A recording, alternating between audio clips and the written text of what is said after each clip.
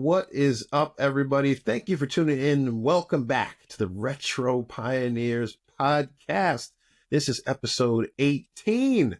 I'm your host, Byron Jackson, with my co-host here, Mr. Justin Blackboijaye, the producer supreme. Hey guys, we have got a special guest for you today, guys. I'm excited. We've got Mr. Bassicfun, Mr. Chikwe. I said it right. Is that right? Chikwe. Yeah. I failed. Nah, it's all Chikwe good. is Everybody here gets with us. one. Everybody gets one time to mess up my name, and then you cut off.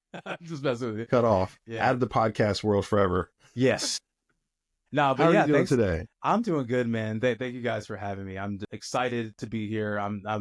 This is my first guest appearance. No, I've been on a podcast, but it was different. This is my first video game guest appearance on a podcast, so it's excited to be here. So I'm glad that we were able to make this work finally after a back and forth. So I'm glad to be here. Thanks for having me. Of course. We're glad to have you, man. Glad to be your first host to host you. Yeah, awesome. Were you gonna say something, Jay? Oh, no. I was gonna say, man, like I said, like how you mentioned back and forth, this lineup, man, been kind of crazy throughout the last couple of weeks, man. So Yeah. it's like now that everything is all copacetic, man, I greatly am honored that you came and showed us some love on the show, man. And Well, yeah, of course. gonna have Yeah. a good time tonight, man. And Yeah. Let's start off. Yeah, No, what you about to say? oh, like I said, I've been listening to y'all's podcast pretty much since the beginning, and I've been enjoying the conversation you guys have been having. There's a lot of deep knowledge that people have within video game industry, anime, all that stuff. So happy to be on the lower end of that wisdom. Oh, man, Come on now. hey, look, you got your knowledge in indies, man, because I've Yeah. been seeing your content. You've been going crazy Oh, thanks, with dude. these indies. Yeah, appreciate it. Yeah. So Yeah, tell it's us a little something about that. What got you started in that? Okay, so I'm gonna have to backtrack a little bit on that because so I actually started off with a podcast. So my kind of start into creating content was I created a podcast. It's actually still available. You can listen to it. It's called the Quick Switch Podcast. And so the idea behind that was all I had at the time was a Nintendo Switch. And I was like, I want to create something, just create some content, just something to kind of justify my gaming habit. Yep. So actually be more in the games, but actually do something with it. You know what I mean? It's I game a lot, but I actually want to do something with this so I can game more. So Yeah. started a podcast, and the premise behind that was I wanted to do it was a Monday, Wednesday, Friday podcast talking about Nintendo news and upcoming releases and sales in 15 minutes or less, kind of give people a bite-sized snippet of the world of Nintendo. So I started doing that in the summer of, I think it was 2022.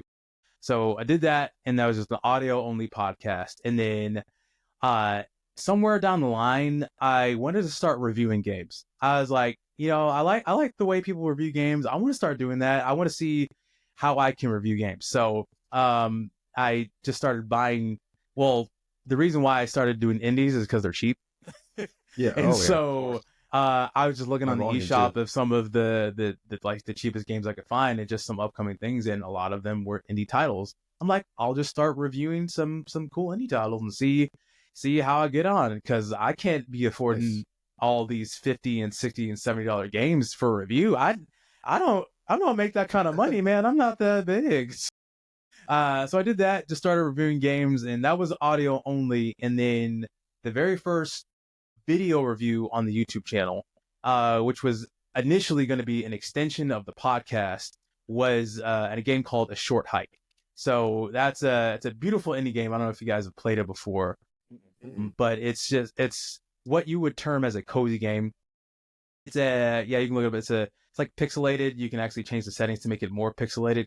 It's very retro, so it fits with the vibe of your podcast. And it's a very simple game. And the objective is to climb up to the top of a mountain. You have items you can collect. You have characters you can interact with.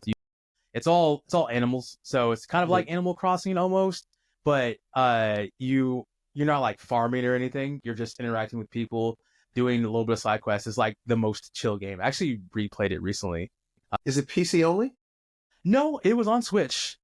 So Okay. it's on PC and on Switch. I don't know if it's on it may be on PlayStation and Xbox, so it may be everywhere. But at the Okay. time I played it on The Switch, and I Switch. just played it Yeah. on PC. So that was my first video review, and that was to kind of, I guess, get more traffic into the podcast. And then I started doing more video reviews on the channel. So it was very sparse at the beginning, and then I started actually doing the podcast in video format, just got like how you guys are doing on YouTube, and my schedule changed up dramatically, and I just didn't find the joy and the love that I had for doing that podcast. And so kind of around like mid 2023 is when I really started to switch up and was like, I actually just like indie games. And no, that's the kind of vibe I'm going. I like the premise of a lot of indie games. I like the stories behind the people developing the indie games, because I've done a few developer reviews on indie games, and just hearing their stories and hear their heart behind what they have. And you can take a little bit more risks with some of these indie games, and they have some interesting concepts in there. So I just decided to just dive full into indie games. And then I think I fully pivoted in like mid 2020 to do more indie games. I dropped the podcast entirely. I think I remove the podcast is still available in audio format, but you won't see it on my channel today, because I did a channel cleanup to kind of move into the scope I am now. And so that's where I'm at now. And so it's been awesome. I'm enjoying the heck out of indie games. I enjoy a lot of what indie games have to offer. Not to say, I'm not going to say that indie games are better than AAA in some aspects, because there's a lot of fun things about AAA. I'm playing a AAA game right now. I'm playing Monster Hunter Wilds. So that's an amazing game. And I know Assassin's Creed Shadows is going crazy right now as well. Are you playing it? I'm playing both. How do you have time? Goodness. I'm a starving actor, man. I have time. That's true. Yeah. So I just personally, for me, enjoy a lot of what indie games have to offer. And there's a lot of, like I said, just risks that you can take with indie games, a lot of fun stories that people can inject within it. Hey, Nate says, I love indie games. That's awesome. Yeah. Shout out to Nate. So yeah, that's where I find myself in right now. Okay. That's what's up. I'm curious, did that podcast in 2022, was that kind of a creativity burst out of the pandemic? Because I know a lot of us were like, man, I need to do something. Kind of, maybe, kind of. It was a combination of things. Yeah. So I'm a musician. That's my background. I went to school for music, and so my main instrument is bass. And so I created a lot of music. In fact, if you watch any of the videos that I make, the music that you'll hear is the music I've made. And I have my own Spotify artist page, so you can look that up. And that's the music that I use for the channel. So shout out the page? What's the page? It's just my name, Chikwe Okaro. Yeah, that's my artist name. I actually do have another YouTube channel that I made for specifically music. It's called It's Basically Me. Okay. It's I don't do anything with it. And so that was like 2020, 2021, I just started making music for that. And so that was like, I needed, like everybody just needed something to do during the pandemic. And so that was me. I was like, I want to create, I want to do something with the creativity and the passion that I still have. And I just needed something. And as you grow older, and as you get more kids, and you find less time for hobbies because you want to spend more time with the family and not neglect them, you still have the urge, you still have the itch to want to still be like, you want to do something for you to like scratch that creative itch. And so that's what creating the podcast was for me. So I can share my love of video games and also my creative passion for just creating content like music and editing. And so video and podcast editing was something I hadn't done yet. So it was like just a new venture. So I guess it was kind of an extension out of the pandemic, just to kind of answer your question. So something to, I guess, satisfy my creative itch, because I still feel like I still love to create. And so this is kind of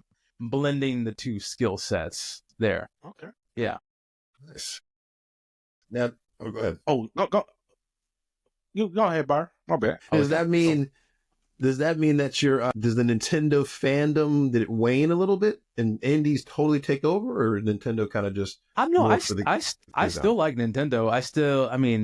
I guess to talk about my gaming history, I grew up in Nintendo. I basically played every console that you can think of. I'm a child of the 80s and 90s. I had a NES growing up. I had a Super NES, then I had a Sega Genesis, then I had a Nintendo 64, I had a Dreamcast, I had a PlayStation 1, 2, 3, and 4. Oh, you were just at certain points, and then I had a Switch. So I had an Xbox, I think it was 360. I think I had an Xbox original and an Xbox 360 whenever those came out. I had the Red Ring of Death, as everybody did back then. Right. So that was the plight of the 360 people. So I've been through various stages of consoles, but Nintendo was what I grew up on, and I bought a Switch out of convenience because I had it before the Switch, I had a PS, and I just kept it in a room. But after my first kid was born, I was like, I would like to have a Switch, so when she's napping like on me or in a crib, I can just be over here and play game.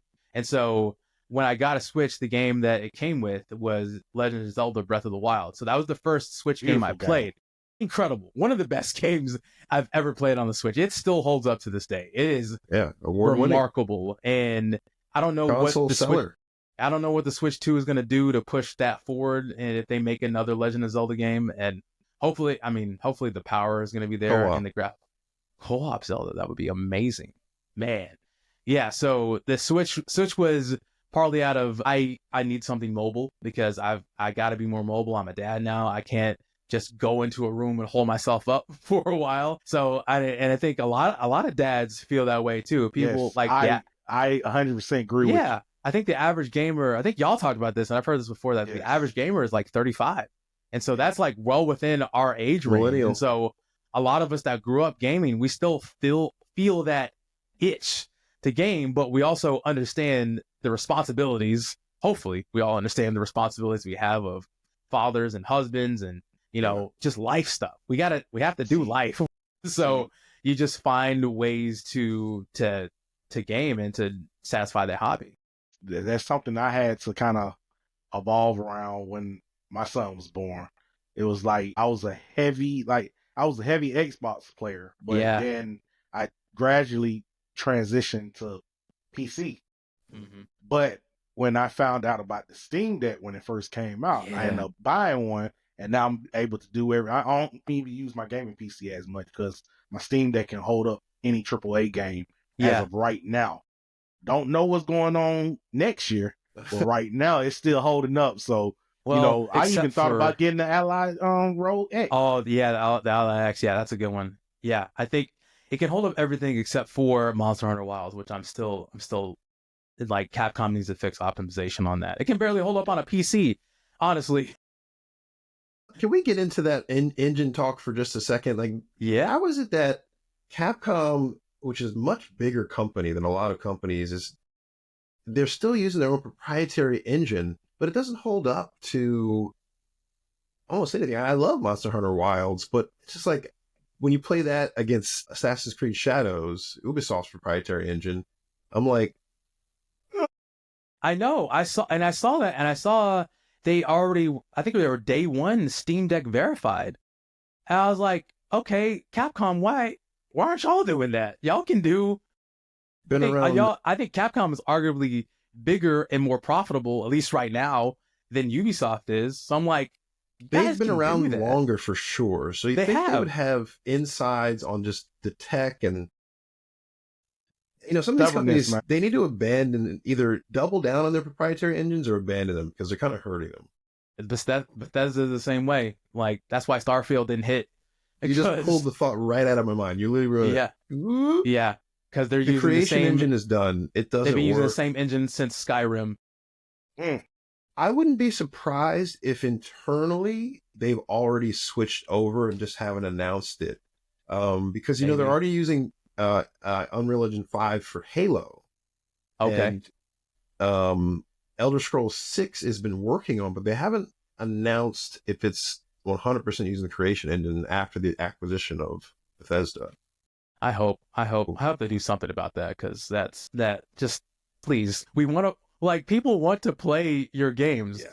Like, Monster Hunter Wilds is the biggest monster. It sold crazy. Like, people bought it. Like, I pre-ordered, and I don't normally pre-order. Love it. But Monster Hunter is one of my favorite game franchises of all time. I actually, I mean, I started with World, so I'm like still kind of new in comparison to other Monster Hunter veterans. So I did World, and then Rise/Sunbreak was where I really like dove in.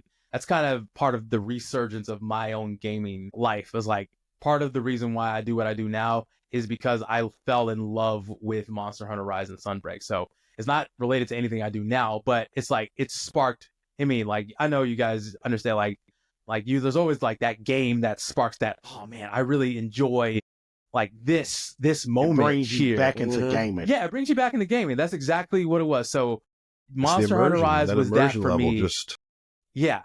And so knowing that Monster Hunter Wilds was on the horizon, I was like, I gotta get it. And yes, I'm able to play it on my PC because luckily I have a 4060, and so my computer is a little bit higher end now. Yeah, I but the Steam Deck too. Yeah, but the Steam Deck, I was like, nope, can't do it. So yeah, I would love to have the Steam Deck version of Monster Hunter Wilds, but unfortunately we don't have it today. But see, and that's something I wanted to kind of throw into the episode today, that I recently just saw some news about Xbox.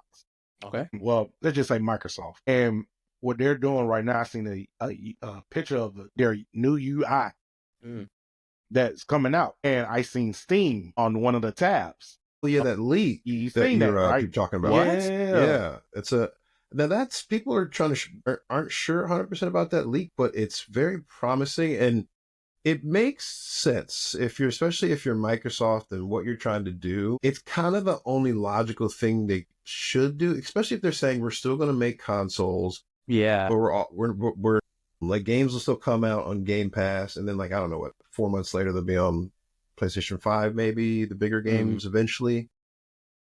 Yeah, that's very interesting. I didn't know that. Perfect. Yeah, because So- they want to be the Netflix of gaming. Yeah, with Game Pass. So- So basically what I got from that leaked screenshot was that you're going to be able to play your Steam games on the Xbox console. Interesting. And it's to the point where if that's actually true, that's going to really hurt PlayStation. Yeah, That's a it big deal. is because it's a very big deal. Yeah, with Steam, you don't need an online account. All you need is access to the internet. And that was a big deal. I don't know if you guys played Helldivers 2 at all. That was a huge controversy because PlayStation Network isn't allowed in like multiple countries. Like it tanked that game for a hot minute. And I was like, yeah, if Microsoft is allowing that on Steam, that is an end to the console war. Yeah, because as of right now, I know they're creating a new system and they're creating a new actual system and they creating a handheld. And they compared this handheld to be like the LIX. Okay. But it's just going to be able to play Xbox games and Steam. Like, if this is true, what we was talking about, you're going to be able to play Xbox Steam games and some PlayStation game, because the PlayStation game that's already on Steam. Yeah. So I I don't know, man. Spider-Man on your Xbox handheld. That's crazy. Yeah, I mean, yeah, that will sell, because I think that's what a lot of people want is convenience. And if you create a console that can say, hey, you can have your entire library right here without having to, like, you can kind of do that with the Steam Deck, but you have to like have some know-how. You got to do some finagling. Like you can get your GOG, you can get your Epic Game Store, you can emulate, you can do some things that will get you in trouble. That's true. Yeah. That Nintendo will come after you for, but you do have to, maybe look up a tutorial if you don't know the right things to press. But if Microsoft is shipping something that you can just do that out of the box, that's crazy. Yeah.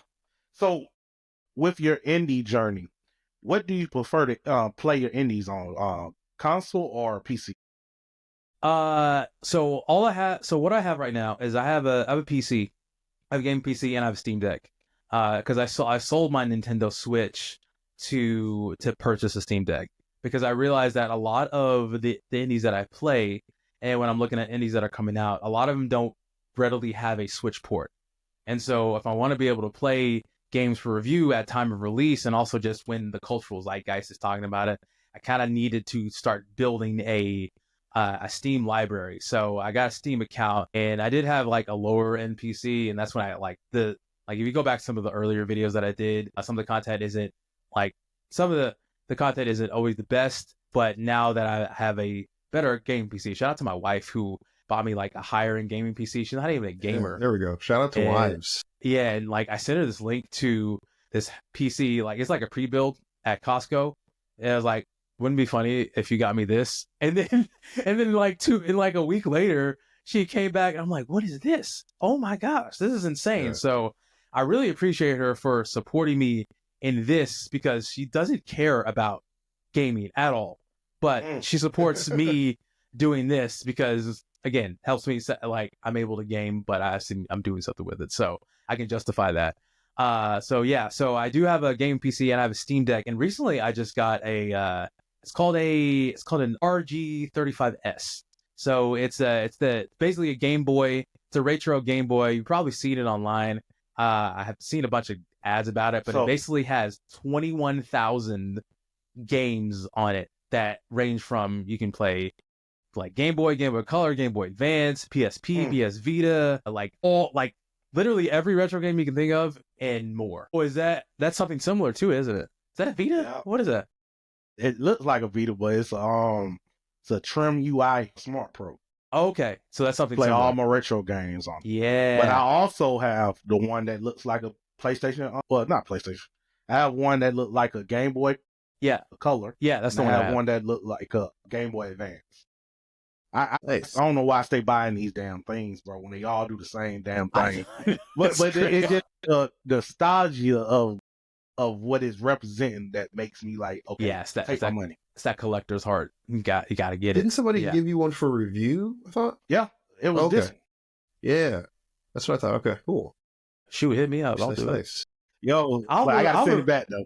I'll shill it up. I'll do it. It's coming. It's coming. coming. That's awesome. Yeah, so to answer your question, though, I primarily play a lot of my indie games on the Steam Deck because I'm on the go. When I'm at home, though, I play on my PC because a lot of what I'm doing is I'm recording the footage that I'm getting for the videos that I put out, and then I'll just play on my PC because I have a bigger screen. So I guess for context, I work nights, and so I'm not able to always have the time to just sit at my PC and game. So I have a Steam Deck for that.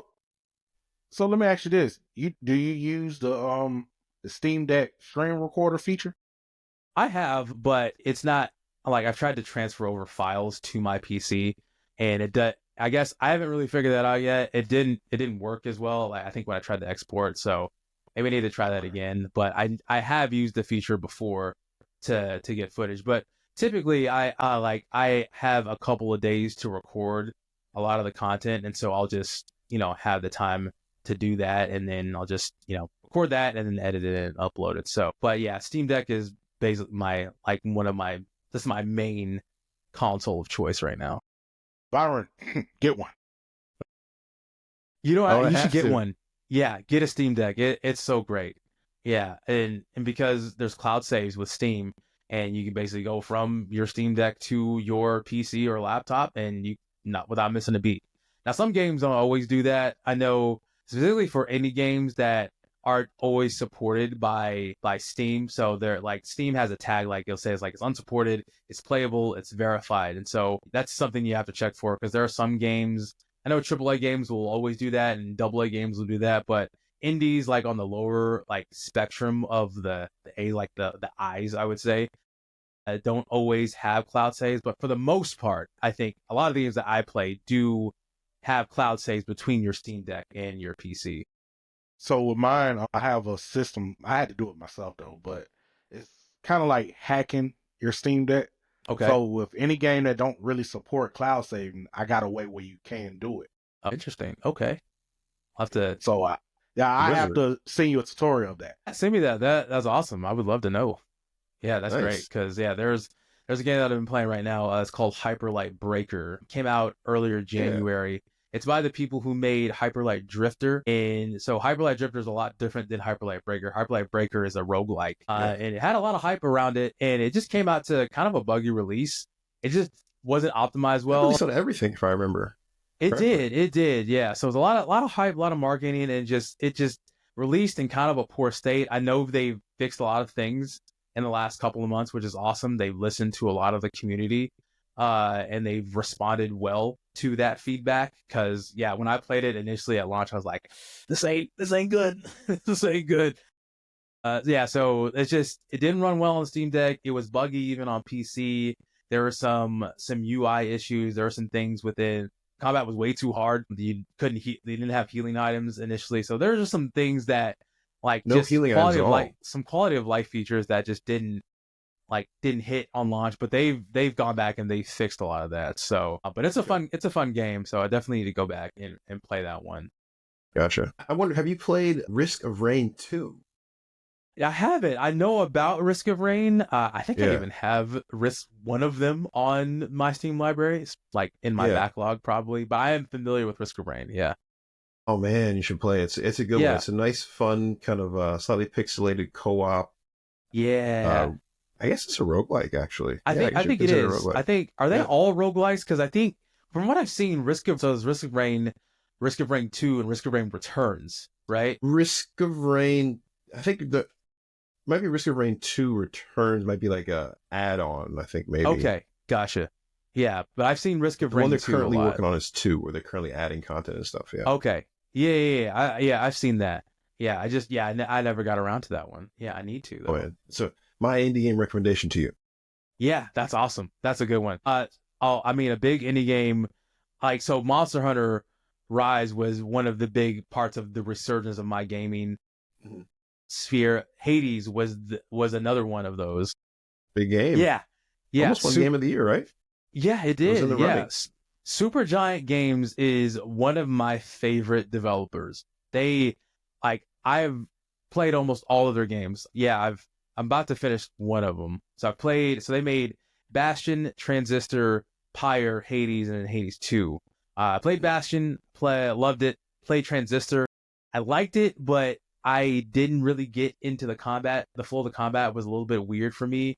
I heard a lot of people say good things about Transistor, but for me personally, I couldn't gel with I finished it and I liked the world, and I liked the setting, I liked the aesthetic, but the combat just didn't gel.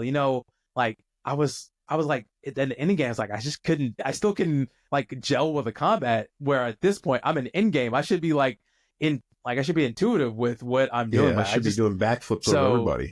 Exactly. I just couldn't figure it out, and maybe I'm too much of a noob. But that one, Pyre is way different than what they've made before, and so Bastion and Transistor are more action, like RPG heavy, and Pyre is a sports game. Yeah, okay. So it's like a medieval RPG sport. Have either of you played Pyre at all? Are you familiar? No, I was thinking something involving fire. I was like pyro. Well, yeah. Maybe? So it is. So it's a 3v3. Essentially basketball game where you're throwing an energy ball into a pyre, like you are throwing it into fire. So yes. Okay. there's a lot of deep lore to it, and Supergiant is known for their narration and for their voice acting. They have incredible voice acting.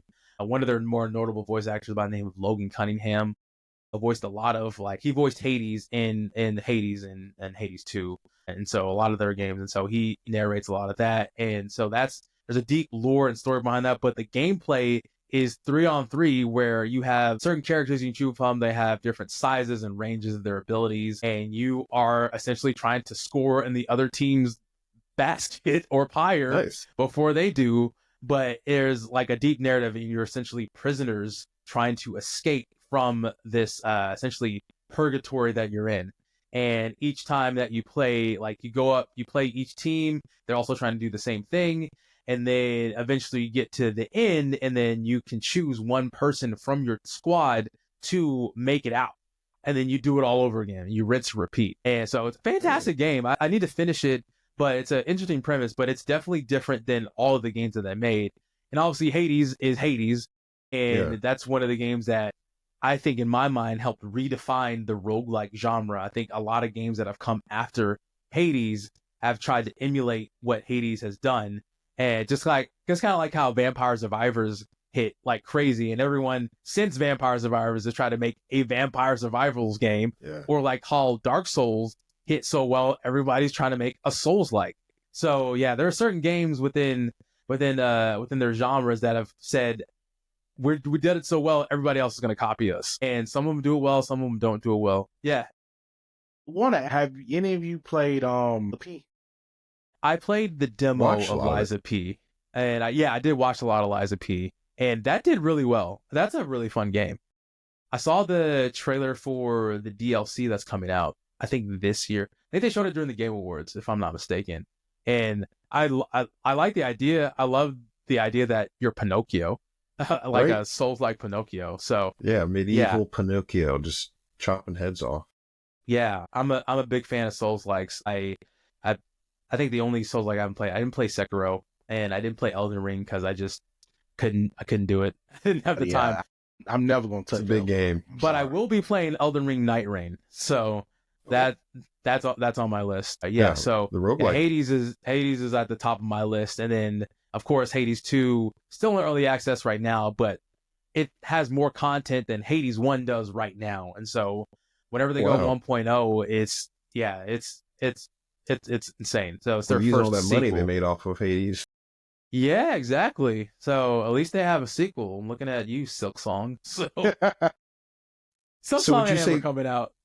Are roguelikes your favorite type of indie to play?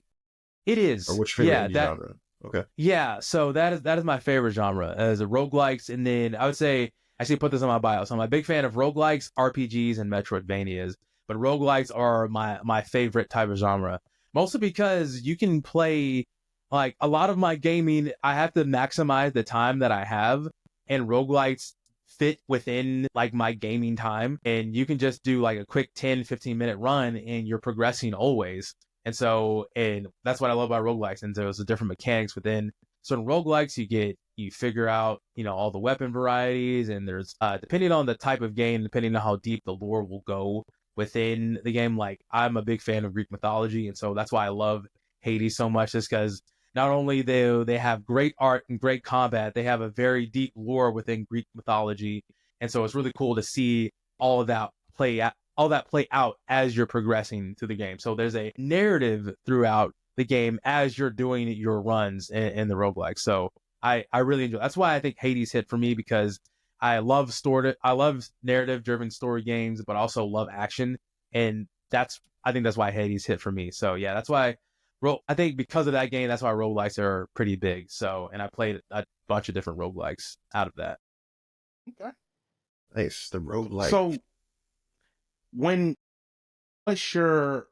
because going back to what you were talking about before of being a dad and having limited of time. Yeah. What do you get to the position where you play the game, right? And you be like, oh man, I ain't got time. Like you don't had a hard day. Yeah. You grab your game, either it's the PC or the Steam Deck, and next thing you know, you sleep. Yeah. How do you cope with being a gamer and a dad at the same time? Yeah, that's a hard balance, man. And yeah, so my gaming takes place when everybody's asleep. And also we have moments of like rest time, like, the baby will be napping, and then the big girls are doing their own time. And so I'll have time to game within that. But mostly I do a lot of my gaming at night when everybody's asleep, and then, obviously I make time for the wife as well. So yeah, I do make it work. It does lead to some late nights sometime. I'm not gonna lie. So yeah, it's hard, and there are times when I just can't get it in. And so I think with the YouTube thing now that I make content, I make it a point to try to make sure that I'm getting in time so I can create content for the channel. And so even if it's like 10-15 minutes, and so usually if I have a little bit of time, usually I have more time. Like on the weekends I'll have a little bit more time, but during the week I may not have much time. That's why on the weekends I have more time to record content. I get a lot of that done within that time window. So I just try to do my best to maximize time, and that's why roguelikes work so well for me. Yeah. Because you can get like multiple runs in within a short amount of time, and you can create content out of that. Now, some of the more think about indie game, I'll backtrack. So indie games typically aren't big in terms of time. So, which is great for me. Yeah. I've played some bigger than, like, one of my favorite games that I played in recent memory, favorite indie games, is a game called Sea of Stars. I don't know if you guys have heard of that. Yeah, I heard about it. No, I haven't. Sea of So Stars? yeah, Byron, Sea of Stars is Okay. it's created by Sabotage Studio. They created the Messenger. Essentially, they took inspiration from Chrono Trigger and Mario RPG. So Gotcha. they took Great inspiration from game. the greats. Great game. It's about a 30-hour RPG, so kind of I would say the lower end of RPGs. So, which is crazy to say, like 30 hours is on the low end of RPGs, Right. but it's a fantastic pixelated RPG, and you have characters that are based off of the sun and the moon, and they go with their best friend, and they're just journeying to defeat this evil. So classic RPG type of stuff. You have various party members to choose from, and they have their abilities, and they just do everything really well. The music in the game is so great. I made like series of videos on it, and so I may be butchering like what I'm saying, so I have more fleshed out ideas in the videos that I made. Hey, plug for the channel, there you go. Channel But plug. it was absolutely one of my favorite games out of 2023.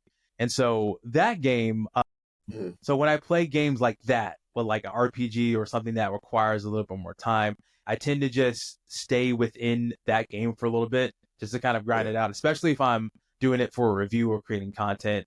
And I'll just, play that, kind of stick to that game for a while, even if it's like a 10, 15, 20-minute session, and then move on. And then maybe I'll have more time throughout the week to kind of play it. And that's why I love the Steam Deck too, because I can still play that game I'm reviewing, and then later on I can get footage for said game on my PC. And I can record it on my Steam Deck and then try to figure that out later, but I can also record it through OBS on my PC. So it all works. So it's a balance, but I've been grateful enough to like make it work and be a little bit more consistent in that. Yeah, because I know Nice. I've been beating a whole lot of AAA, like heavy AAA games like Black Wukong. I beat that on the Steam Deck. Nice. All right.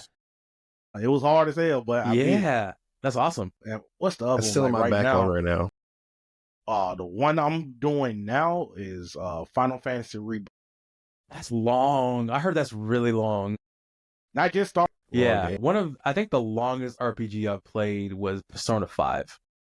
I played that game twice too. That's when I was single. I had more time on my hands, so I think I put 100 hours both playthroughs on that. Ooh. And then when I was heavy into Monster Hunter Rise Sunbreak, and this is over like a span of several years, but I put collectively like 500 hours in Monster Hunter Rise. But that was like when that was the only game I was playing at the time. So unlike what I do now, but Monster Hunter was like, that was the game I was playing. So that was your every game. That was my every game. Yeah, that was my weeklies. I'm no stranger to the get up and play and grind. I played a lot of WoW in college, so I'm no stranger to to do your dailies, do your weeklies, and get in there and grind it out. So yeah, right. See, I was more of a achievement hunter back in my early days. I can't do it no more now because, like I said, time wise. But I don't know. I can, but it depends on, I guess, as being a dad and having limited of time from working, doing these businesses and other ventures. It's to the point where it's like, if a game catch my interest to the point where, okay, I'm glued to this game, I might can 100% it to the point where I can get all the achievements or trophies, but it's rare that happens. Yeah, that's tough, because even now, even with doing content for the channel, the game I'm playing is content for the channel. And so I'm also trying to balance, like, is this a game I'm going to play for the channel, or is this a game I'm going to play just for me, just to kind of separate the two? And so that's been the thing for me I'm trying to figure out too, because it's like, man, I could really create content out of this game I'm playing, but I don't really want to or need to right now because I have ideas already. So, I mean, you know how it is when you have a creative brain.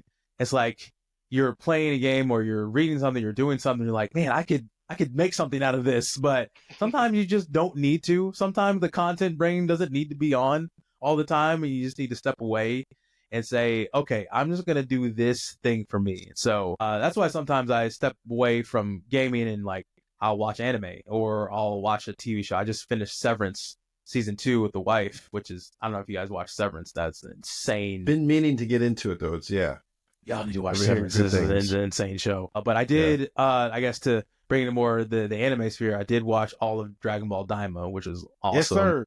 Yeah. So you almost spoiled me on Dragon Ball Daima, by the way. Damn, my bad. So it was The podcast I was or Jay? I was scrolling through threads and I saw like one part of Super Saiyan 3 Vegeta. I was like, what? He did what? I was like, I had to scroll away. I was like, no, I can't see this. Look, I gotta. In the famous words of Destiny Brushes, no such thing as spoiling no more. Yeah, that's true. That's true. You know what? It's my fault that I was on the internet at the time Daima was blowing up. So, yeah, I should have stayed off the internet because I also was like, man, like I meant like all of the other stuff that happened within Daima. I don't know if are we far enough away from Daima to talk about all of it? Yeah. Yeah, go for it. So, no, it's actually over. Yeah, it is, but I didn't know if like the cultural zeitgeist have kind of pulled away from Daima. But Man, go ahead. Super Saiyan 4 Goku was like, I was like, okay, I saw it. Like, I was on YouTube and I saw thumbnails. I was like, I need to get away from this. I don't need to see this because I haven't caught up. I need to catch up. I will watch it and then I'll see. It's like, okay, this is amazing. I loved the fact that they just basically got everything, all the fan things that we wanted. We got Super Saiyan 3 Vegeta and Super Saiyan 4 Goku twice, actually, as a kid and as an adult. So, yeah, that was fun. And yeah, Dragon Ball is one of my, like, that's the OG for me. That's the, like most people, that's the gateway anime. That's what got me into it. So what's your, since you brought up anime, what's your top 5? Top 5. Top 5 would be Dragon Ball Z. That's number 1 because that's OG. Like, you never forget your first. So Dragon Ball Z, Yu Yu Hakusho, Rurouni Kenshin, Cowboy Bebop, and Trigun. Okay. Oh wow, a lot of classics there. I'm a child of Toonami. All Adult Swim. Yeah, I grew up on Adult Swim and Toonami. That was my jam. Yeah. So I think I think though. Oh no, I guess Gundam Wing in there. Try Gundam Wing. I didn't get into Gundam. I didn't. Yeah, I know. I saw a lot of it. I was like, yeah. For some reason, I missed. I like mechs. Mechs are cool. It just didn't hit for me. Because Wing was one that was on Toonami and Adult Swim a lot. That was a big one. Yeah, the one that got me into. I was like, oh. See, what got me with Gundam was that during the time I was watching these shows, you know, it usually come on at a weird time. Yeah, they do. To the point where you want to watch it, then you go to sleep. Yeah. You know, so the timing, if the timing was on par with like a Dragon Ball Z or, you know, Inuyasha timing, I think a lot of people would have watched it. Yeah. That's true. That's a good point because Dragon Ball Z hit right after school. So you come home, you turn on the TV, you don't care about homework, and you're in the Frieza saga for a year. Yeah, it's like, is he gonna turn Super Saiyan? I don't know. And they show a rerun. Figure it out. I was like, rerun we're back to the Saiyan saga. Why? I hated that. Hated that with a passion. Yeah, I don't think people like to be an old head for a second because I'm 37. These kids don't understand how the struggle of what it was to watch Dragon Ball weekly. I think they understand now because of how Daima was, but watching Dragon Ball Z was rough because they had to cycle so much to keep because the manga wasn't that far ahead yet. And so it's like, okay, we're going back to the Saiyan saga. We're going to fight Raditz again. And then we're going to go up to Frieza. And are we going to hit Super Saiyan? No, we're going back. Cool. All right, but then when he finally went Super Saiyan, that was icing on the cake, peak moment. But yeah, so I think Trigun and Fullmetal Alchemist Brotherhood probably swap places. What? I didn't too much like Brotherhood. Like, don't get me wrong, I'm not saying it was bad. Okay, but it kind of was different towards the original. Oh, so you like the original one? I love the original one, and I like Brotherhood, but I watched both. Yeah, I watched both. Yeah, I think I like Brotherhood more. Man, Hunter x Hunter is also in that conversation too. I love Hunter x Hunter. The 2011 anime. I didn't watch the one in the 90s, but those. Man, I could do a top 10. Just go ahead and do a top 10. Okay, so gosh, all right, so yeah, we have 5. So Trigun, Trigun, Full Metal Alchemist Brotherhood. I mean, what did I say? Hunter x Hunter. Gosh, there's some. Does it say Inuyasha? Inuyasha. I liked Inuyasha, but I don't know if it's in your top. In my top. I guess, dude. I said Dragon Ball Z, but do other Dragon Ball series count? You have Dragon Ball Ball Super. So I'll put Dragon Ball Super in there. Yeah, Super's awesome. Yeah, Dragon Ball Super. Yeah. I love GT. GT. GT was cool. I just didn't like GT, the opening it's fine. saga of GT.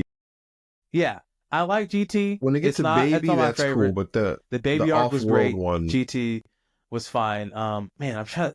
What were the other two? Yeah, I mean, I guess I'll say Inuyasha because I did like it. Look, when we post this clip on Instagram, you're gonna have your top 5 listed in the comments. Okay, great. Well, I mean your top 10 listed in the comments if you can't remember.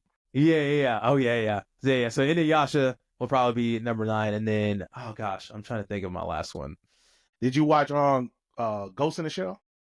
I did. Yeah, I watched a little bit of Standalone Complex, and then I watched the Scarlett Johansson movie, which was it's like, oh boy. It wasn't bad. Yeah, it wasn't bad. But, I was like, but it oh wasn't good either. no, it wasn't. I mean, are any anime adaptations good? Well, I gotta say, damn, what was that one? What is that damn? I can't think of the name. It gonna hit me. But like you said, really no anime adaptations ever been good. Yeah, Especially Dragon Ball. Dragon Ball. I don't even want to say it. But Evolution. But you know. The Yu Yu Hakusho live action disappointed me because they sped run a lot of the plot. Like we basically got we basically got the Dark Tournament in like 5 episodes, which is like that's not how the story plays out at all. And it's so a long saga. It's like they put some of the most pivotal moments from the series condensed into like 5 episodes. I'm like, okay, how are they gonna do season 2? We're just skipping right to Sensui and then the Four Kings saga. What are we doing? How many episodes are in the classic anime seasons of Yu Yu Hakusho? Oh, I don't know. And I have it on DVD. Is it like? I don't actually know. I think it's like 7 seasons. 7 seasons. 7. It's I mean, 7 how many seasons. episodes per season? Like 20 or more? Or Like less? 30. Yeah, Somewhere in the 28, 30 range. I don't know. That's Oh. interesting. I didn't know. Yeah, I don't know about that. Because I always just wish for TV. It's like, guys, it's already broken down for you. If the seasons are long in animation, then you got your first 2 seasons right there in one season of animation. Mm-hmm. Just do that. Like, stop trying to condense it and treat it like it's a play where you just the scripts are already written. Now you just got to adapt them to TV. And the first season, if you it's throw 30 your commercials episodes, in there, man. that means your first season's 15 episodes, your second season's 15 episodes. You already got them all written out. Yeah, it's 112. I just looked it up. It's 112 episodes of Yu Yu Hakusho. Also, this isn't at my bottom. This isn't like the bottom, but I just had in it Naruto. I forgot about Naruto for some reason. Naruto, yeah. Yeah, I was like Original Naruto or Naruto Shippuden? Oh, good question. Original for me. Tough. That's tough. Shippuden for me. Because Shippuden's got some great moments. OG also has some great moments as well. But I would probably put Shippuden over the original if we're not counting the war arc of Shippuden. Because I love Sage Naruto. And then everything that happens between him and Sasuke. I just love that. But the Gaara versus Lee fight in original, the Final Valley fight in original Naruto, and the first arc of Naruto, Land of Waves, was great. So, yeah, that's tough. That's tough. What about Bleach? Bleach, I started Bleach, and I haven't like watched it fully. I know about Bleach from like shorts and other content, so I know stuff that happens throughout the story, but I've never like sat down and gotten through all of it. I think I stopped after the Arrancar arc. Yeah, that's where I stopped. That's a great arc. I love the Arrancar arc, but I know they came back with 1,000 Year Blood War arc on Netflix, and the animation on that looks amazing. So maybe I'll need to watch that. So I need to get back on Bleach myself. I'm about to get ready to show my age, right? Yeah. Do you guys remember G4 TV? Yeah. Oh yeah. Of course. And the animes that used to come on that channel. What animes came out on G4? I'm trying to think. So it was one. I always mention this anime TV show on the channel where they talk about Dual Parallel Trouble Adventures. I don't know about that one. I seen that one on G4 with a friend of mine, and then he ended up buying the DVD, and we watched it multiple times. But it's Okay. a great show to the point where it's 14 episodes, and it throws you straight into the action. Okay. So it's kind of like a dual parallel world where boys see robots, nobody else sees them, but in the other parallel world, he's somebody special. He finds out why he's able to see robots, and I'm trying to not ruin it, but Yeah. it's a great show. What's it called again? Dual Parallel Troubles Adventure. Dual. That's such a Japanese name. Adventures. He mentioned that one before. He's mentioned he's probably been on sounds this one. better in Japanese than it does in English. Dual Yeah, parallel. dual Oh, okay, parallel yeah, I see trouble it. adventure. Yeah, I mean, I did. I guess you count Pokemon as an anime, right? Yeah. Yeah. I watched Pokemon. I watched Yu-Gi-Oh. I've tried multiple times to get into One Piece. I just can't do it. I can't do it now. It's too far away It was never for for me either. I couldn't get into it either. But one thing and you brought it back to my memory, that was actually one show that was made in live action. That was yes, I did. Good. I did watch the live action because that's how far I got in One Piece was post Arlong Park, and so that's the one arc that I actually know. I know the others from you're on the internet, you see other like the way that I know about One Piece is from other people that talk about One Piece, and so that's the only way I'll be able to consume One Piece is like through clips, through people's commentary, and through things through clips I see online. So I know stuff about One Piece, but I just cannot bring myself to just sit down and watch so many episodes. Like, I mean, that's the thing about TV and anime anyway. It's like, well, I want a game, so like I can choose between gaming or watching the show.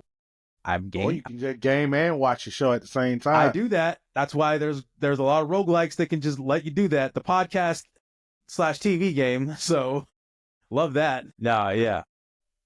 Well, go ahead, Byron, man. Right. Yeah, we're getting to the end of the time here, but Basic, it has been amazing having you on the show. Thank you so much for stopping by. Yeah, thank you for having me. Yeah, please tell us what you have coming up and where people can find you on all the platforms. Yeah, so you can find me at Bassicfun on YouTube. That's Bassicfun on YouTube and on Threads, and that's the only two places that I really exist. I mean, I technically have Instagram, but you have to have Instagram to have Threads. But I only use Threads really. But that's where I'm at on YouTube. That's where I create content. And so what I do I guess I haven't really talked about what I do on the channel. So a lot of things that I do is that I do indie game reviews, I do indie game commentary, I talk about indie games that I've been playing. I just love to shout out indie games within the space because I enjoy people's stories, and indie games don't get a lot of love. So everybody talks about the AAA games, and between your Monster Hunter Wilds, between your Assassin's Creed Shadows, between even South of Midnight, what's coming out here in the next month or so, between your big budget releases, there's 50 other indie games that you'll miss.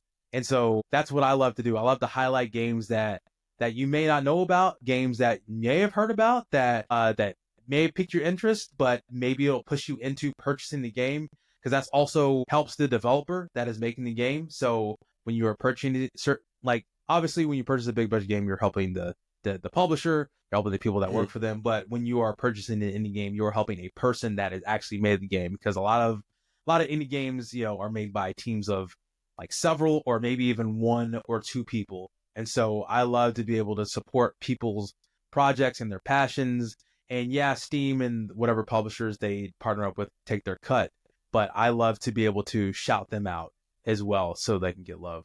So whenever you get time, check out this game called Shadow Breakers. I need to look it up. I have wish listed it. Yeah, I saw it. Okay. I will check that out. Friend of the show, Shadowbreaker creator. Yeah, shout out to him. So that's what I do on the channel. And so what I have right now normally, right now I started a series every single Monday. I'm playing through this game called UFO 50. If you guys have heard of that, it was nominated for Indie Game of the Year. And so UFO 50 is a series of 50 games, 50 full actual games that this team of several created. They basically created a fictional game company that created a bunch of these games on like an old system. What's really cool about the interface when you boot up the game is that once you select a game you haven't played before, it will essentially shake off the dust of that game like you're going to an old game library, and then you'll play that game. And so there's some platformers, there's some adventure games, there's some strategy games. And so right now that's been going on since the beginning of the year. So what I wanted to do is basically play through one game a week until the end of the year. And so because there's 52 weeks in a year, I'm playing through one game every single week. And then at the end of the year, on week 51, I'm going to talk about some of my favorites within the entirety of the series after I play every single game. And then the very last week, what I will do is I will do a ranking of every single game that I've played, like a whole tier list of that. And so I don't know if I'll stream that or I'll do that, because streaming is something I don't know if I have time for, but maybe in the future I will. And so y'all have to tap in. Y'all have to tap into the channel if you want to follow my journey on that. So that's what I do every single Monday, and then you'll get varying amounts of maybe an indie game review or something like I refer to as an indie game roundup, where I'll select several games or demos I've been playing throughout the week or the last couple of weeks and kind of shout them out. Just recently we passed a Steam Next Fest, which is it's an incredible event that happens 3 times a year. Happens in February, June, and October, where literally hundreds of thousands of games are available to play for their demos. So yeah, February, June, and October, I believe, is when they come out. And so it's an entire week of games that you can just play. You can try out the demos, and sometimes they'll leave them up for you to continue to play after the event is done. And some of them just take it away, but it's a great like marketing tool, especially for indie games, to be able to push out like what they've been working on, to give you a snippet of what this game is going to be. And so I did a video on that pretty recently. I played about 20 demos on there, just in like basically all indie games. And so yeah, that's the kind of stuff that I do. Not to that big of extent, but that's the kind of stuff that I do on the channel. And then I have done developer interviews, kind of like this podcast style, but I just haven't had time to kind of reach out to other people and do that. But yeah, you'll see indie game content. And like I said, all the music that I create and all the music that you hear in the background of any of my reviews or any of the commentary that I do, if it's not gameplay focused, that is music that I've made as well. Okay. So yeah. And I have a link tree that you can find in my YouTube channel as well. So yeah. Okay. So when we post these clips, we definitely gonna make sure we tag you in it and have all your information so people can follow you on our end. Awesome. Yeah. Thank you guys. Thank you guys for having me. Yeah, this is a fun conversation. Yeah, I could keep going, but I know you're on We all could. Yeah, I was gonna say it's gone quickly. Yeah. So I enjoy you guys. Thank you guys for allowing me to be a part of this podcast, and I enjoy what you guys are doing by just collaborating with people within the the blurred space, the blurred community, the blurred community. So we're growing. So yeah, that's awesome. So shout out to all the brothers and sisters that are making it happen within the gaming creation content. And also shout out to our third half of Retro Pioneer team, Nate T. Yes, yeah. Shout out Nate T. We greatly appreciate everybody coming on the show, coming and watching the show today. And always it's an honor to have y'all. And we'll see y'all in the next episode. Thanks a lot, guys. Peace. See ya.